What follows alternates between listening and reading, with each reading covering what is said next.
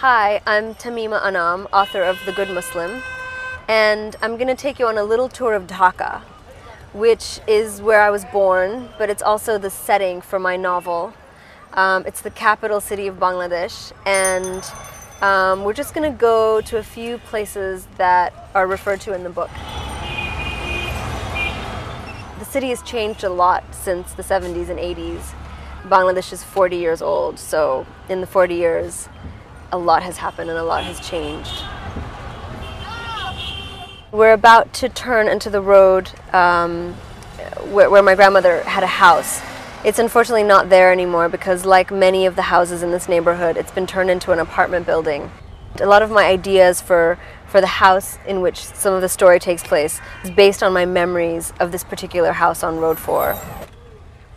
So the novel The Good Muslim is about siblings, Maya Haq and Sohail Haq. And they've both, when the novel opens, they've both survived a war, the 1971 Bangladesh War of Independence. And Sohail is a guerrilla fighter and Maya worked in the refugee camps. So they both come back from war and they both come back to this house. Right now we're passing New Market, which used to be the only shopping area in town. There's a scene in the book that takes place in New Market. My grandmother once told me that my grandfather bought her wedding sari from New Market for 20 Dhaka or something. So there's a lot of history. This is Dhaka University.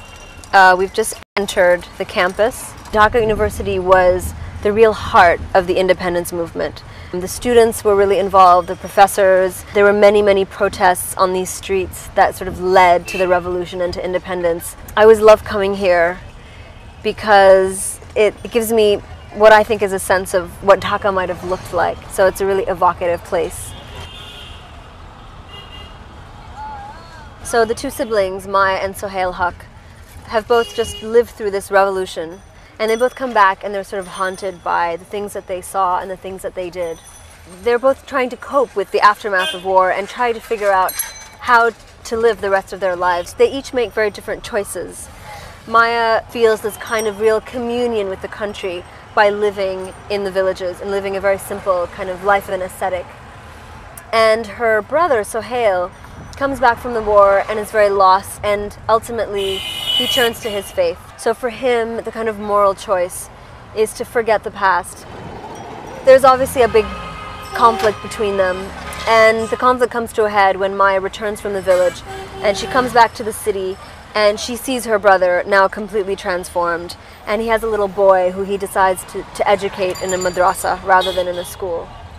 So Maya falls in love with this little boy and she desperately doesn't want him to go and live in a madrasa, and she fights her brother. And this is kind of the heart of the story. It's these moral choices that these two characters make in the aftermath of war. This is Kakrail Mosque, which is one of the biggest and most important mosques in the city. When the novel is set, which is in the kind of early 80s, there was a big resurgence of religion in political life. We had politicians who kind of used religious idiom in bringing a kind of sense of national unity, which was very different from the independence movement, which was based on a really secular, non-religious, pluralistic, diverse concept of the nation. And it's in this political backdrop that Maya and Sohail's conflict takes place. We're coming to the conclusion of our tour, and we're going to end at Shohid Minar, which is the Martyrs' Memorial. There's this crucial scene in the book that's set here when Maya comes back to Dhaka after a long absence, and she comes back to this memorial to sort of reconnect with her past, with this war. So I think I'm going to get out here actually and take a closer look.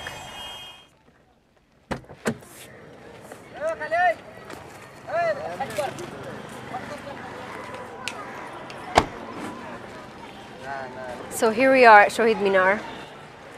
There used to be a big red sun behind those pillars, but I don't see it now. Maybe they only put it up on special occasions.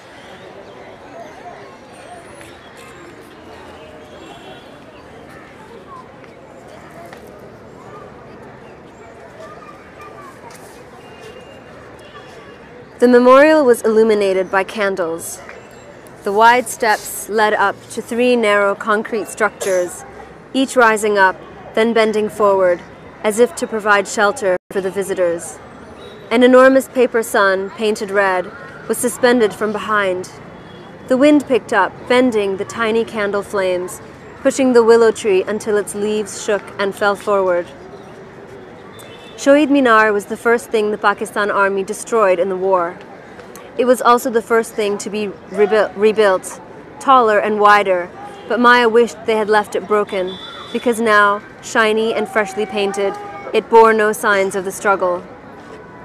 She sat down on the top step, the flowers in her lap, and watched while people made their offerings, kneeling in front of the pillars, heads bowed. No one spoke. She saw a man weeping quietly in a corner of the arch. He brought his hand to his cheek, wiping roughly. Then he turned and looked directly at her. He stood for a moment, leaning his head forward as if to make her out in the dying light. She rose, the flowers dropping from her lap. He was beside her in an instant. "Maya! Joy, is that you?"